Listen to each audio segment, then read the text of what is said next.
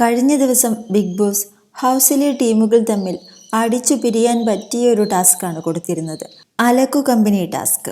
Big boss നൽകിയിരിക്കുന്ന മുഷിഞ്ഞ വസ്ത്രങ്ങളിൽ നിന്നും മാക്സിമം വസ്ത്രങ്ങൾ കളക്ട് ചെയ്ത് അലക്കി വെളുപ്പിച്ച് ഉണക്കിയെടുത്ത് തുണികളുടെ പോരായ്മകളെല്ലാം മാറ്റി തേച്ച് മടക്കി കൊടുക്കണം. പിന്നീട് ഇതിൻ്റെ ക്വാളിറ്റി ചെക്കിംഗ് ആണ് നടക്കുന്നത്. ക്വാളിറ്റി ചെക്കിംഗ് നടക്കുന്നത് ഓപ്പോസിറ്റ് ടീമുകളാണ്. അവർക്ക് ബോധിച്ച വസ്ത്രങ്ങൾ സെലക്ട് ചെയ്യാം, ബാക്കിയുള്ളത് റിജക്റ്റ് ചെയ്യാം. ഇത് ചെയ്യുമ്പോൾ തന്നെ തർക്കമുണ്ടാകും എന്ന് അറിയാവുന്നത് കൊണ്ട് തന്നെയാണ് ഇങ്ങനെയൊരു ടാസ്ക് ഇവർക്ക് നൽകിയത്.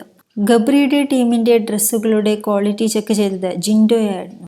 ഡ്രസ്സ് നന്നായിട്ട് ഉണങ്ങിയിട്ടില്ല, ചില ഡ്രസ്സുകൾ നന്നായി തേച്ചിട്ടില്ല, കറകൾ ഇപ്പോഴുമുണ്ട്, ചില ഡ്രസ്സുകളുടെ സ്റ്റിക്കർ പറിച്ചു കളഞ്ഞിട്ടില്ല എന്നീ കാരണങ്ങളാലൊക്കെ തന്നെ പല ഡ്രസ്സുകളും ജിൻഡോ റിജക്റ്റ് ചെയ്തു.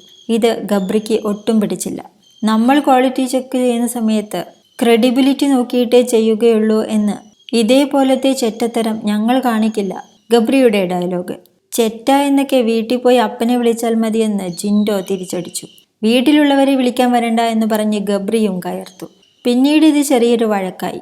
ജഡ്ജാണെങ്കിൽ അതിൻ്റെ മാന്യത കീപ്പ് ചെയ്ത് ജഡ്ജ്മെന്റ് ചെയ്യാൻ പഠിച്ചിട്ട് വരണമെന്നെല്ലാം ഗബ്രി ജിൻഡോയോട് പറഞ്ഞു. 3 വസ്ത്രങ്ങളുടെ സെലക്ഷൻ മാത്രമാണ് ഇവർക്ക് ലഭിച്ചത്. ശ്രീതുവും ശരണ്യയുമെല്ലാം അടങ്ങുന്ന നെക്സ്റ്റ് ടീമിൻ്റെ വസ്ത്രങ്ങളുടെ ക്വാളിറ്റി ചെക്കിംഗ് ഗബ്രിയുടെ ടീമാണ് ചെയ്തത്. ഗബ്രിയായിരുന്നു ജഡ്ജ്. 6 വസ്ത്രങ്ങൾ ഗബ്രി സ്വീകരിച്ചു. ഋഷി, ജാൻമണി, അൻസിബ എന്നിവരടങ്ങുന്ന ഡെൻ ടീമിൻ്റെ വസ്ത്രങ്ങളുടെ ക്വാളിറ്റി ചെക്കിംഗ് നടത്തിയത് ശരണ്യയാണ്. 3 വസ്ത്രങ്ങളാണ് ശരണ്യ സ്വീകരിച്ചത്. പവർ ടീമിൻ്റെ വസ്ത്രങ്ങൾ ക്വാളിറ്റി ചെക്കിംഗ് നടത്തിയത് ജാൻമണിയാണ്. 2 എണ്ണം മാത്രമേ സ്വീകരിച്ചുള്ളൂ. ശ്രീതു, ശരണ്യ, നോറ, അപ്സര എന്നിവരടങ്ങുന്ന ടീമാണ് ഈ ടാസ്കിൽ വിജയിച്ചത്.